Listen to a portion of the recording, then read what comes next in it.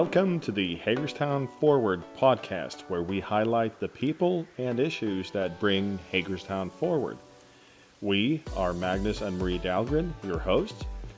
In this episode, we talk to Ron Bowers.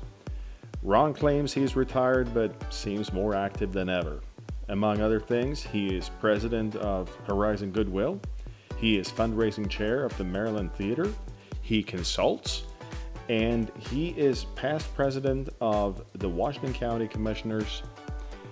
And here is our conversation with Ron Bowers.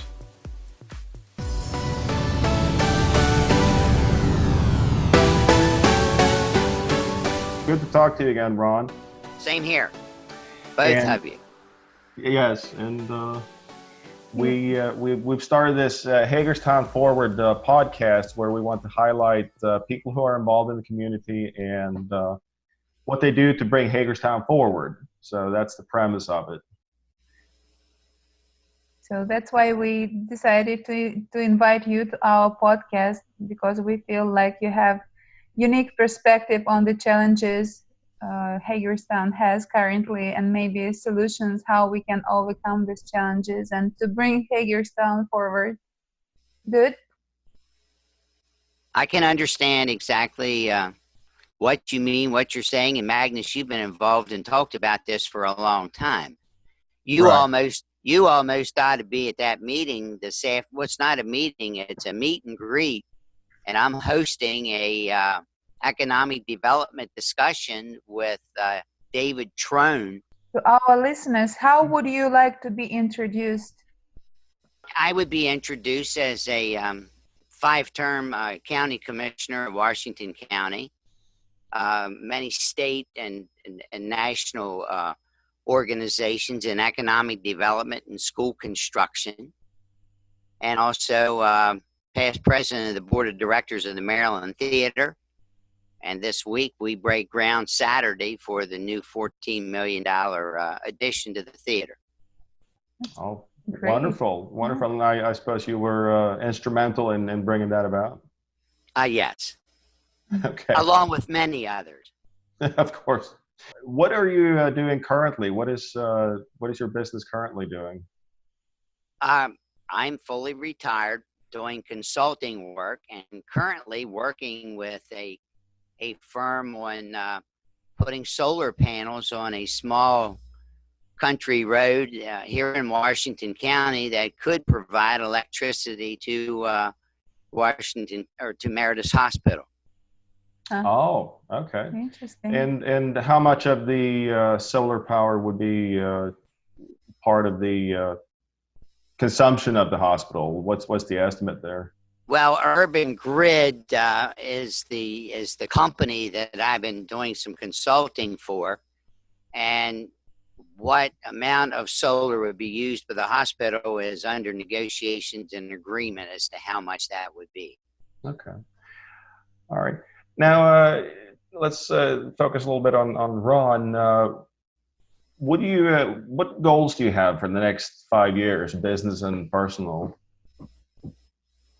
Major goals in the next 5 years is to enhance economic development by utilizing the infrastructure that we currently have. At one time, Hagerstown was the second largest city in the state of Maryland. Mm-hmm. Yeah. It was the hub of activity.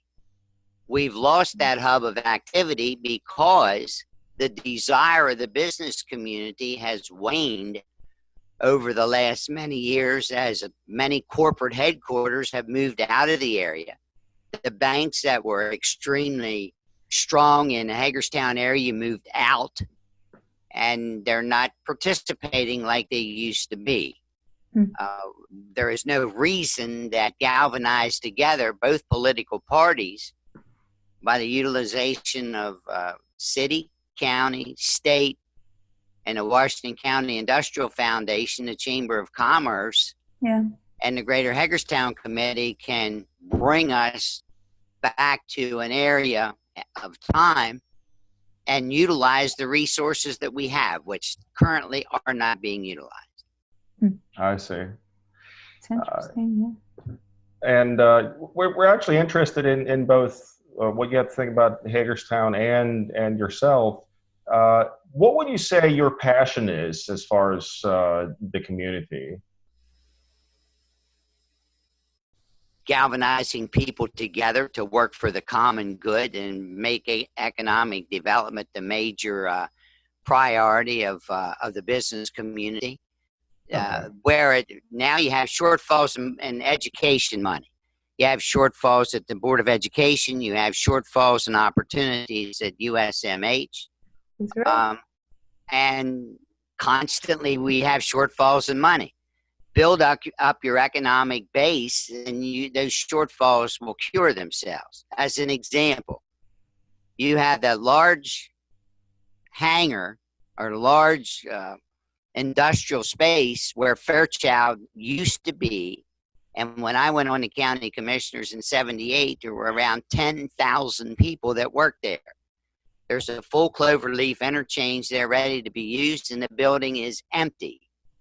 That's the type of thing, the type of economic development that we can reignite, and you'll find the gaps in funding for education and other major community projects will be there.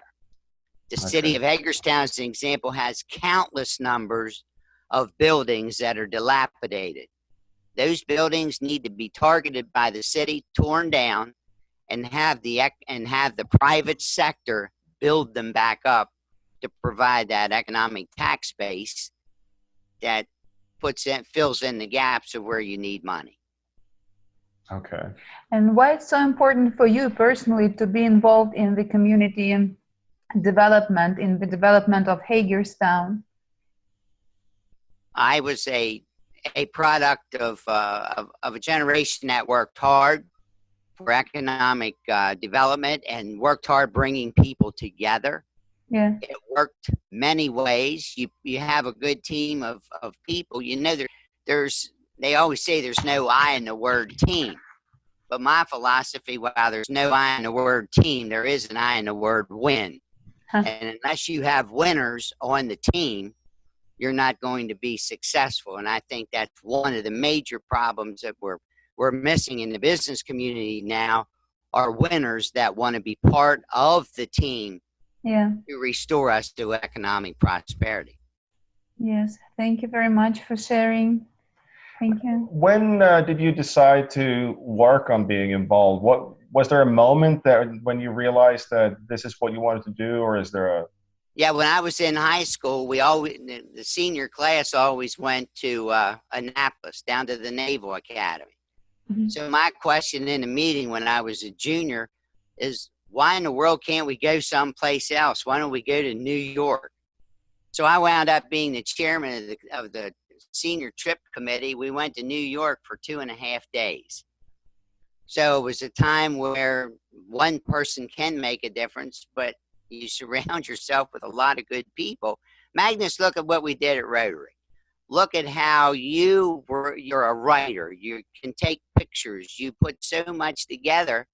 And as a team, there wasn't too many weeks that we weren't in a newspaper with a great story. But you had to put the people together. Yeah.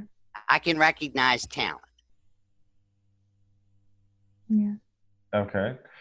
And you talked a little bit earlier about the economic development that you're involved in. Is that the only thing you're involved in, or what are some other things that you are doing to bring Hagerstown forward? Well, I'm the immediate past chairman of the board of Horizon Goodwill. We are in 4 states.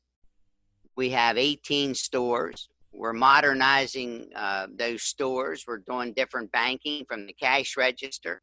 We don't have to send people to the bank. We have a vault system that will allow us to count money as soon as the cashier takes it out of the cash register, and it's then debited to your account, and the money's in your account immediately. So, and you don't have the safety problem of taking people carrying money out to the bank. We put a lot of drop-off sites around up in the Frostburg area, a new store in the south end with a drop-off site, a new drop-off site across from Nick's Airport Inn. And by doing that, you find that the bricks and mortar stores, just like at the Valley Mall, there are less and less shoppers using bricks and mortar stores. So we have to compensate for that. So now we're into an area called e-commerce. And e-commerce is allowing us to make money, more to accommodate our goal, which is removing barriers and creating opportunities. So it's and then I'm in Rotary. I'm still very active in Rotary, and active on the board of fundraising for the Maryland Theater and the building committee of the Maryland Theater. Plus, I have a 93-year-old mom who's my best friend, and she still lives in her own house, and we do things together all the time. So it's a balanced approach to life. Okay, very That's good. great. Speaking of life, could you please share with us a personal habit or maybe a daily routine that contributes to your success or drive? Yeah, success. Yeah. Get up, clean up, dress up, and get out and meet people. You can't hang around the house, and you can't if you don't have that good personal hygiene and that personal appearance, and you don't feel good about yourself. You got to feel good about yourself every day, and that's what we try to tell people. It doesn't matter how much you have or how little you have, what kind of a car you have or what kind of shoes you have. Keep your car clean, your shoes shine, your hair groomed, and keep on going. Develop those personal habits that people want to be like you. So if you feel good about yourself, you feel good about the world, that sort of thing? Well, you may feel good about it, but with some of the things that are happening, it sure is questionable sometimes. But you can't give up. Can't give up. All right. Can you tell us about a time in your journey that maybe you had a failure? You don't have to specify the failure, but what kept you going at that moment? Because we've all stumbled at some point, and what kept you going? Is it that get up in the morning, or do you have a self-affirmation, or how do you do that? How do you? I went through a high school track career and didn't lose a race. Okay, I won every race. The very first race after I graduated high school was at Mercersburg Academy with a renowned coach that coached at Mercersburg by the name of Jimmy Curran. Jimmy Curran had a grandson, and he and I had run about the same time. The night before the race, I was trying to relax because I was really nervous. I used something then that was called liquid heat, and I rubbed liquid heat on my legs to keep them loose. That kept me up all night. I could not sleep because of the fire, the burning sensation from the liquid heat. And the next day I was totally beat when the race started. So when we were in the third lap on the race, I was way in last place. And it was something that wasn't fun, but then the adrenaline kicked in, and I started to come back and came within 1/10 of 1 second of winning the race. That in itself was devastating. But that didn't stop. Another time in life would have been when I was at a meeting one night, drank too much, and on the way home had an accident in a state vehicle, caught for drunken driving, and that was another crushing blow. So that had to be overcome. So yes, there were several different times that type of problem initiated by myself. It wasn't anybody else's fault but mine, but was able to overcome it and get stronger and deal with it. And how do you do that overcoming? Is it like what you said earlier? You get up, you dress up, you get out there, you talk to people and keep going? Is that? Well, Ralph Waldo Emerson had a quote about courage at one time, and that quote on courage was very profound. And Emerson said, whatever you do, you need courage. Whatever course you decide upon, there's always someone to tell you you are wrong. And there are always difficulties existing which tempt you to believe that your critics are right. To map out a course of action and follow it to an end requires some of the same courage which a soldier needs. Peace has its victories, but it takes brave men and women to win them. Yeah. So you have to map out a course of action and keep to it. There's too many people that can't map out a course of action, can't stick to it. Therefore, they sometimes are still searching for what they want to do. What are your values? My mother and father, they were very strong values, being sincere and honorable to them, not doing things that would embarrass you before them. I was always one that in public, in 20 years of public service, did never use profanity in a meeting, therefore couldn't be quoted as using profanity. Tried to keep above board beyond, does that make me a perfect person? Absolutely not. Can I let them fly at times? Yes. But publicly, when there's press around, when there's sound systems around, you try to do what is right, because you don't want to hear. I hear what some people say is just, it's unconscionable to me how they talk the way they do and how they present themselves that well. So values instilled in me as a young person, working hard, watching my parents work hard, putting family out there first and foremost, and still having a mother to take care of is what keeps those values. That's great. Thank you for sharing, Ron. With you, we've already touched a little bit on projects in Hagerstown and things that are going on here, and would like to focus a little more on that now. So you shared some things, but I have a question. What are some of the best things about the Hagerstown area, and how can we best use it to our benefit? You mentioned infrastructure, for instance. Are there other things that come to mind?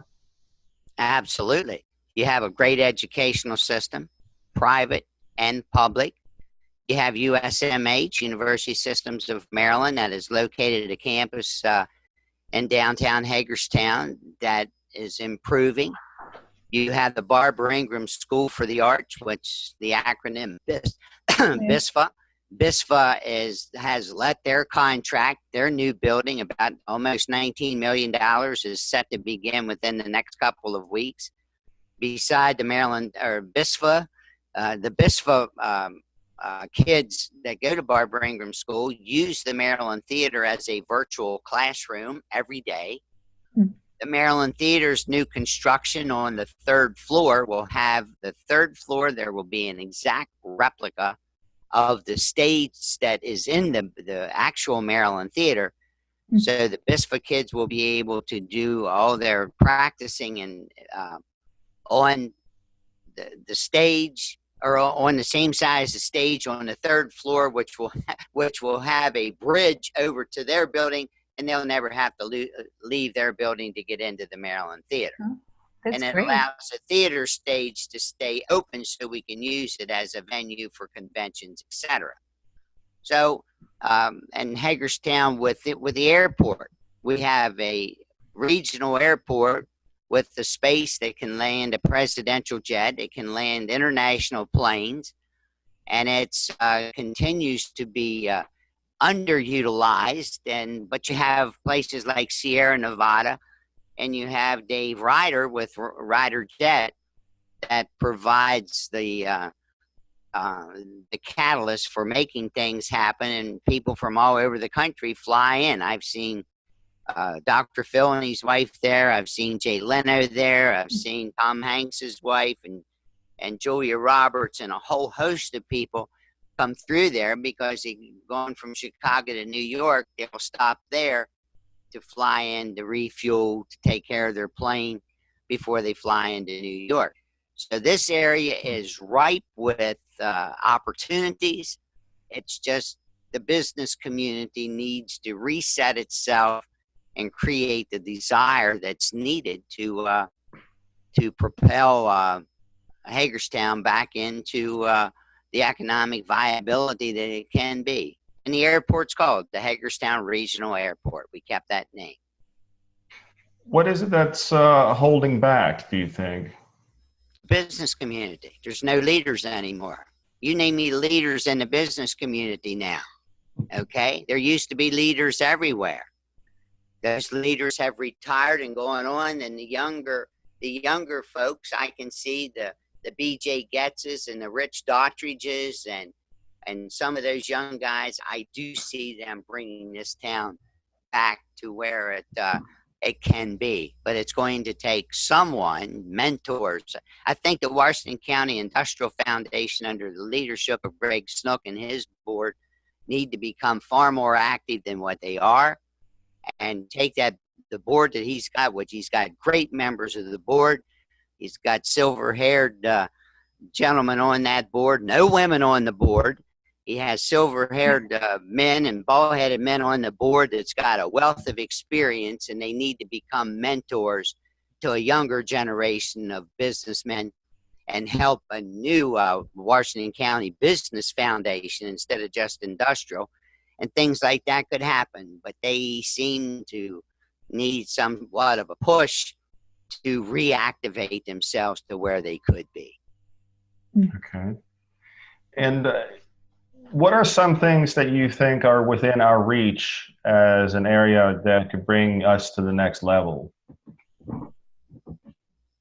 You have Sierra Nevada right now, which is one of the most prolific types of businesses in the world, that's able to extract from caves and things in Afghanistan or someplace DNA up onto a satellite system and back, to a certain program that they can tell who was in the cave. So the things that we have and the capabilities that we have here is profound. Again, it's the business community with the chamber, the Greater Hagerstown Committee, and those that need to up their game to bring us back into the economic prominence. When we were in economic prominence years ago, we have better infrastructure now than we had then. What we don't have now is desire. And why not? Why don't we have the desire? Well, sometimes we're more bothered about fighting $15 an hour wage in the year 2023 than we are about bringing clients here. Sometimes I feel the business community doesn't want to pay, therefore they don't want to bring high-paying jobs here. That's my personal opinion, and I'm sticking to it. And thank you. Ron, how do you think, what should be done to reignite this desire and belief and hope, I would say, in people and in community leaders to make Hagerstown great again? I would put it this way. I think elections have consequences, and I think past elections have consequences. I don't feel that one political party should dominate a community. I think there should be a diversification of opinion, and that we need to work together. When we had really great boards of county commissioners that worked together, there may be 2 Republicans and 3 Democrats, or 3 Republicans and 2 Democrats. But now we've gotten just a one political party, and when you get into one political party, the people in that party need to be galvanized to a point they want to bring things back. They want to improve the economic climate. Instead of arguing continually over gap funding for bridges across the Antietam Creek to go into Yale Drive to the hospital, or whether there's a shortfall of $750,000 in the Board of Education budget, or whatever they are, they could have it if economic development became the priority that needs be. There's vacancies in the economic development department. Economic development, to me, has been let go for years and years and years, and they want to tag it on to one person. This isn't a one-person operation. Economic development will have to be the effort of the entire business community and the elected officials that serve the community, city, county, and state. So you would say that there's a lack of investment, maybe? I'd say the private sector has invested a lot. I think what isn't invested, the time and effort that can make it work. I think, and as I pointed out with Chief has a tremendous board. Where are they? I really think they should be out there pulling together younger people and becoming mentors now, because they've been so successful over the years in industrial development. And look at the Valley Mall. The Valley Mall, you know what a REIT is, a real estate investment trust. Right. And that real estate investment trust is helping redo the inside of the Valley Mall to be something totally different. Mm-hmm. What's going to happen? There's 2 vacant buildings, or at least a vacant building and a half at Citibank. Are they going to use some type of a REIT that's going to redesign what's on the inside, instead of saying, oh, we don't have use for these 2 buildings and let them set? Those are the types of things that you need to be talking about in the community on redesigning what can happen. There's Long Meadow Shopping Center. Long Meadow Shopping Center sat there. Magnus, it's been vacant almost since you've lived here. Yes, it has. Yes. That's 30 years, 35 years. Is that reasonable? It used to be in the heyday, that's where things were happening. But why isn't it anymore? Why can't we redo things there? And the Valley Mall is. Julie Rahm at the Valley Mall is doing a tremendous job of bringing new businesses, reinvesting, relooking at space. We're doing the same thing at Horizon Goodwill. Reinvesting, relooking, e-commerce, and that type of thing. So it's who's your leaders in the community now? Men and women, Maria. Where's the women leaders? We have one here. There you go. But my point is, when you stop and say who are the leaders in the community, the names don't jump out anymore. It used to be there was so many different leaders that they would kind of get in a little hassle sometime who was going to be the leader today, because so many things happen. You could call Bud Otis, the president of the Review and Herald Publishing Company, and have a meeting with a client in his special boardroom. He'd go out and play maybe a round of golf or 2 at Black Rock Golf Course, which we built when the people didn't want us to build it, and pull things together. Bankers would come together and pull things together. And look at Citibank. Citibank couldn't even do business in Maryland back in the 80s. Okay, not only then did we work to get Citibank to be able to do business in Maryland, they built the 3 buildings here in one of the largest daycare centers on the East Coast. So things can be done, but where are the leaders? So for me, it sounds like nowadays Hagerstown is lacking a vision, compelling vision of its future. And my question, Ron, how do you envision the future of Hagerstown, let us say in 10 years or in 5 years from now?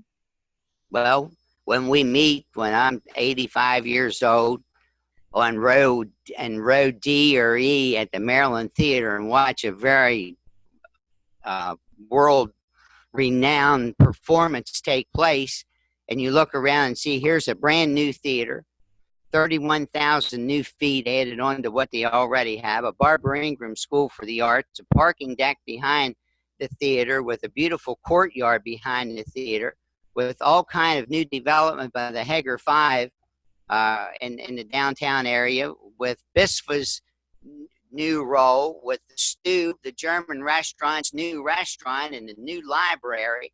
Then you'll say, gosh, we have arrived. But in the meantime, who's going to lead the efforts to go beyond that? It sounds like a leadership vacuum. What is the reluctance to lead, do you think? We're too busy, quote unquote, or? Fear of failure. Fear of failure. Fear of failure. Can't take the heat. I'll So get heat for people hear the podcast saying, "What do you mean? Why are you calling these people out or that person out or whatever?" I don't care. It's time. It's time that people, come out of their shell, reignite the strengths and the values that this community has. See, it used to be that people would say, we have a tremendous work ethic. Well, to me, a tremendous work ethic and a lot of time means that you'll work really hard for nothing. And I don't buy that. I think you have to pay people well. And when you pay people well, everybody's got an investment and things work. Yeah. okay, well, that's part of the reason we've gotten involved in this Hagerstown Forward, because it's almost like a command: Hagerstown Forward. Because we've sensed a little bit of this reluctance, and we thought, well, we'll ask Ron to see what his opinion is. He's not shy. That's what we're asking. You touched a little bit on the Hub City moniker that we used to be known as Hub City, which was for the railroads, and we've lost a little bit of that. Can we be a hub again, and what would we be the hub of? Well, today you can be the hub with runways, railways, and roadways, and you have waterways. You have so much use. There's so much water in and around Hagerstown that we don't utilize our water. The Herald Mail pumps water 24 hours a day out of their building. Okay, you have little streams of water in the Antietam Creek. Can you see the Antietam Creek that goes through the east end of Hagerstown being developed, very carefully being developed, from Jefferson Boulevard or from the Kiwanis Park, close to Jefferson Boulevard, the whole way to Funkstown? I mean, and with special development, you've got the planetarium out at the old area for the Board of Education. You got all the buses that park there. I can see all of that space in the old light plant and First Urban Fiber and the stadium, Paul Downey's former Supreme Block Company building and other buildings along in there being torn down and it's for sale and totally being redeveloped. We're sitting on a gold mine.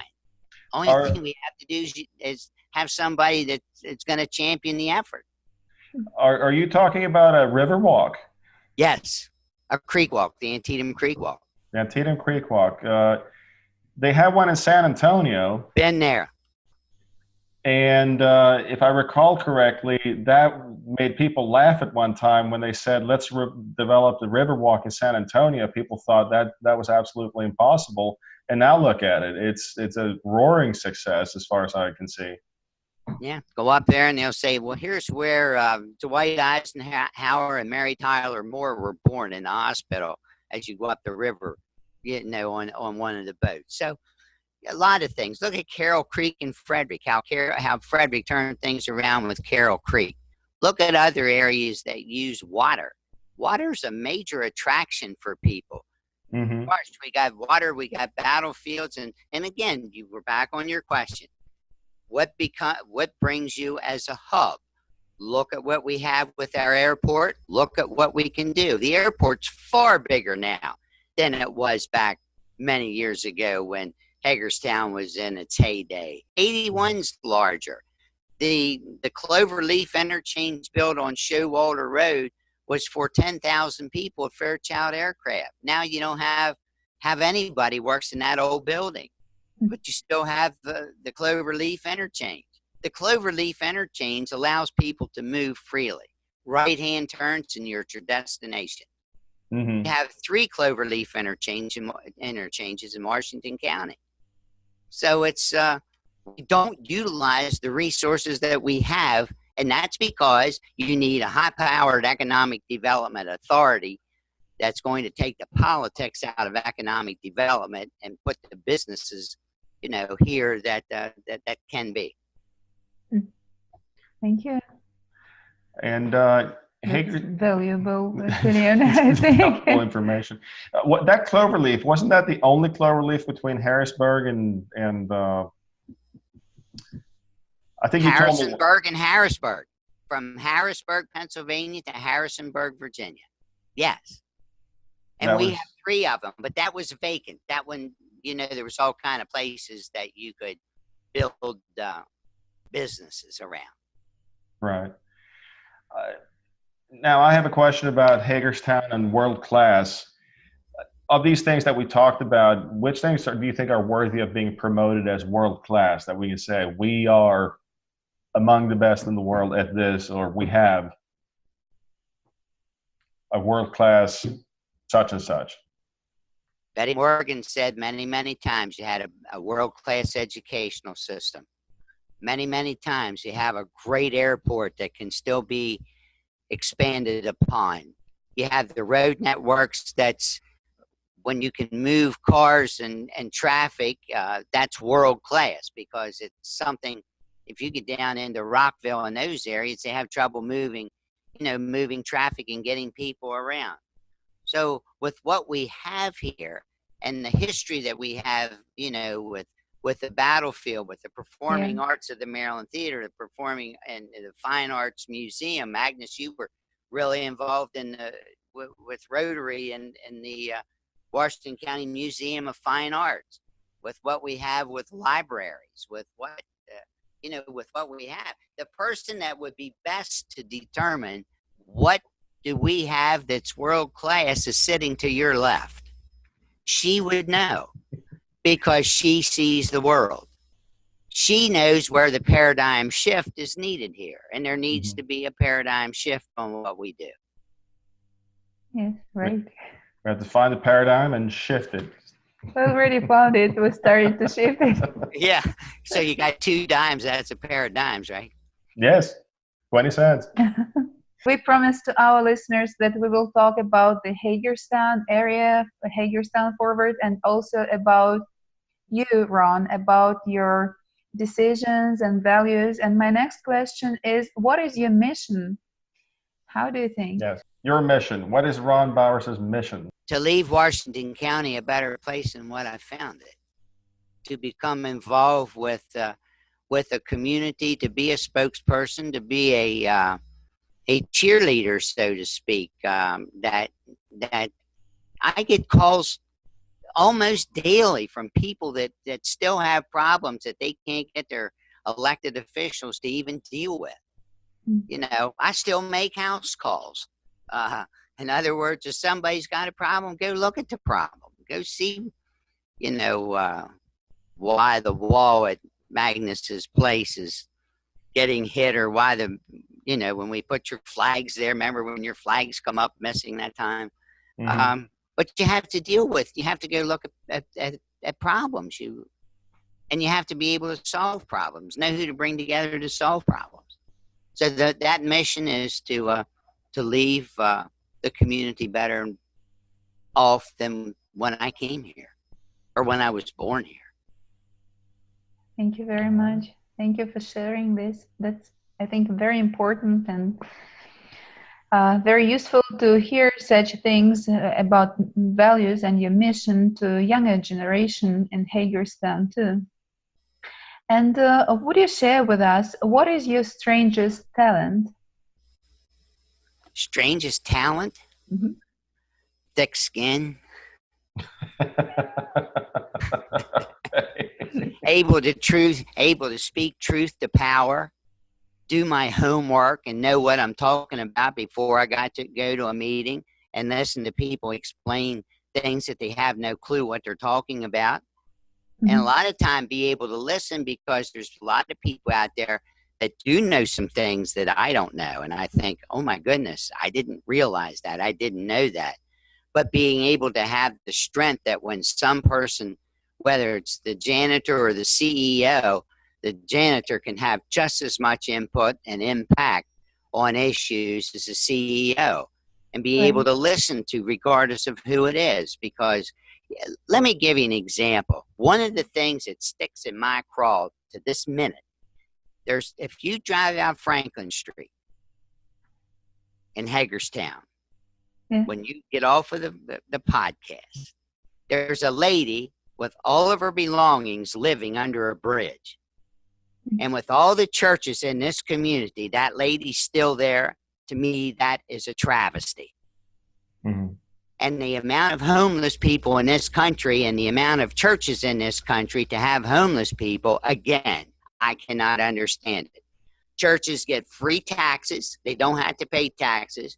Their parishioners get to give money, and that money is tax-free. But yet, when it comes time to helping this one homeless lady under the bridge close to Burhan's Boulevard, right down from Roy Rogers and across from the police department, I think it's a black eye on the city of Hagerstown. Right. Tell us, please, a story of a time in your journey when you experienced an aha moment. Could you share this with us, please? Probably going to the battlefield to a performance at the battlefield with the Maryland Symphony and 30,000 people there, watching everybody enjoying a really great time, but listening to people say, boy, have they ever done a great job on preserving this battlefield and not being commercialized like Gettysburg.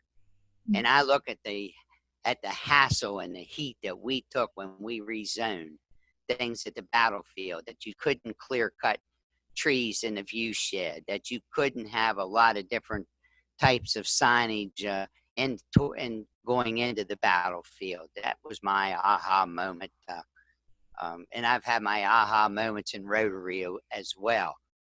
I seen the lady that was the first lady that was able to join Rotary back in California. She was a member of a 14-member club, and she went the whole way to the Supreme Court to win her decision. That to me was another aha moment, because she was speaking at an event that I was at in Altoona. Interesting. Thank you. Is there something that we haven't talked about or we haven't asked you about that you would like to share with us? I think we've covered the gamut, but here's one of the things I like to do. Have you ever heard of Pectonville? Only by name. Have you heard of Licking Creek? Licking Creek, yes. Have you heard of Camp Harding? No. Okay. My dream is to see Camp Harding. Camp Harding was named after President Warren Harding. Yes. At Camp Harding in the 20s, there used to be a camping spot for President Harding, Thomas Edison, Henry Ford, and Harvey Firestone. And they talked about major projects in the country. I would like to see a major economic development project or major economic development retreat to kick off the economic development renaissance for Washington County, held in that park with significant people from the whole country. Ron just found a good space to do that. Thank you. Thank you, Ron. Because actually we were thinking about creating such a hub for a business community to unite businesses and entrepreneurs who are shifting paradigms and who, with their thinking, ideas, and technologies, work to enhance our well-being. And we were trying to find such a place here in this area, and we didn't know where to start. So thank you. There is a place to start. There's a park there. You can do a picnic.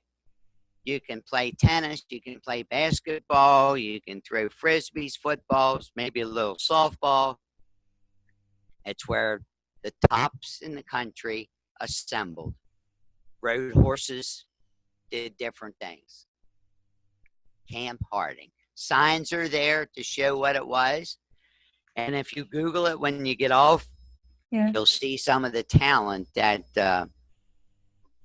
attended their sleepovers, their relaxation time is where they found this particular area, and it's in Washington County, Maryland. Thank you very between much. Clear Spring and Hancock. Mhm. Thank you for such a valuable information. I probably passed it 100 times without realizing it was there. Yeah, you had to go back off of the road to get there. You like to fish? It's a great place to go fishing.